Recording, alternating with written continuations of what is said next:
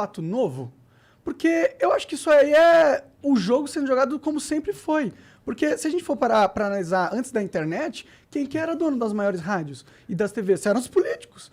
Então esse não é um problema novo, mas antes nunca houve esse movimento para a gente realmente passar leis para que esse problema não existisse, entendeu? Uhum. Por isso que a minha dúvida, por isso que eu tenho eu tenho uma certeza que as pessoas não querem passar essa lei para acabar com o problema da fake news. Elas querem tomar de volta o controle da mídia. Porque o que aconteceu com a internet? Quebrou o monopólio das grandes mídias sobre o que era verdade. Antes passava na Globo, era fato, acabou. As pessoas nem discutiam. A internet quebrou com isso. Perdeu-se o poder desses grandes poderosos da mídia, entendeu? E eu acho que eles têm influência política e é eles que estão influenciando para passar essas leis de fake news, porque aí eles conseguem, talvez, numa vã esperança, aumentar o controle, recuperar o controle que eles tinham. Legal. Monark, eu acho totalmente legítima e bem assim fundada a tua preocupação com isso, e eu tenho essa preocupação também. Eu quero que a internet seja um ambiente livre de liberdade de expressão, de colocação de perspectivas diferentes sobre a realidade, e nós sempre entendemos isso muito bem na Lava Jato, mesmo quando as pessoas nos criticavam, mesmo quando interpretavam de modo até absurdo a realidade. Agora, a preocupação que surge não é um problema novo, mas a preocupação que surge é porque o ambiente é novo, esse ambiente de novas tecnologias, de notícias se multiplicando, de viralização de notícias. E deixa eu trazer aqui um experimento que talvez enriqueça um pouco a nossa perspectiva, tá? Foi um experimento feito na década de 50 ou 60, chamado experimento de Asch. Esse pesquisador ele colocou várias pessoas numa sala e colocou na frente delas um exercício. E nesse exercício, ele mostrava na parte direita, na mão direita, ele segurava uma folha que tinha 3 linhas, linha A, linha B, linha C, e na esquerda tinha uma linha só.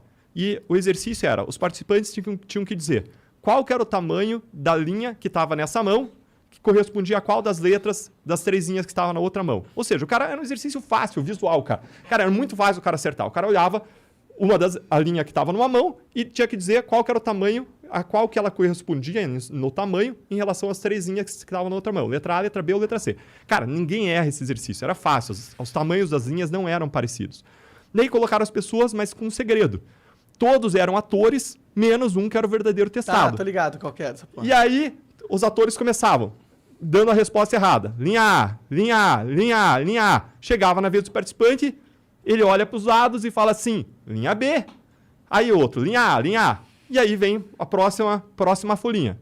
E aí o que acontece? Vai lá os atores falando de novo a linha errada, linha C, linha C, linha C, linha C. Aí vem o ator, ele olha para o lado, fica sem jeito, linha C, falando a resposta errada. Esse experimento, ele foi feito centenas de vezes. E qual que foi o resultado? Mais de 50% das vezes, a pessoa dá mais de 50% das respostas erradas. Nós tendemos a nos comportar como parte de uma manada, certo? E quando você simula o ambiente de manada, e veja que eu estava falando de 10 milhões de pessoas filiadas aos 7 maiores partidos, e uma indústria de robôs, né, que replicam notícias, isso permite a criação de um ambiente de manada para manipular a opinião, manipular a condução, manipular voto. E aí a questão vem, até que ponto isso é legítimo? Quando a gente não tinha ainda esses grandes mecanismos de massa, de internet, replicação de robôs, de fake news, eu entendo que a liberdade, vigia aí a liberdade de expressão. Agora, conforme isso se aproxime de um ambiente em que isso manipule a vontade, o voto dos eleitores, manipule a verdade com fatos evidentemente falsos, que contrariam a ciência, que contrariam... E claro, eu entendo que perspectivas diferentes de ciência devem ser respeitadas. Perspectivas diferentes devem ser respeitadas. Quem diz aonde que a ciência é consenso? Eu entendo. É que, tipo... O seu argumento é... Antigamente, as pessoas que manipulavam, a gente sabia quem era. Agora, todo mundo pode fazer. Mas, mano, isso é bom. Tá ligado? Pra mim, é melhor a gente ter um ambiente... Porque, sabe qual que é a verdade? Não tem como você acabar com a manipulação do debate público. Não tem como. Eu acho que é aquela coisa de meio que ser fé, sabe? Você tem que ter fé em Deus e acreditar que essa parada que ele criou tem mecanismos, entendeu? E você tem que confiar que não vai ser a lei que vai controlar o debate para que ele seja positivo. E sim vai ser a cultura, e sim vai ser a gente conversando, as ideias sem troca de ideias. A partir do momento que você coloca o Estado para fazer esse controle...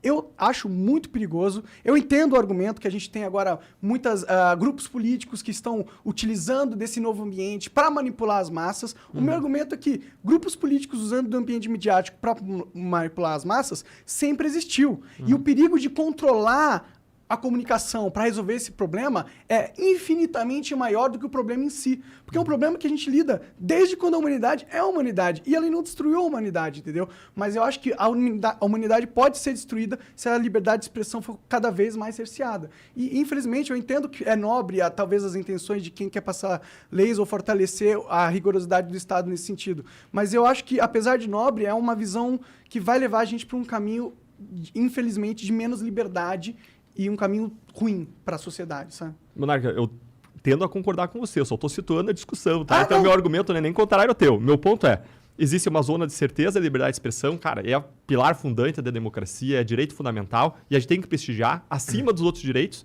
Existe uma zona de certeza negativa, que é quando a pessoa está praticando um crime lá, bem definido, bem quadradinho, e onde surge a discussão é na zona cinzenta.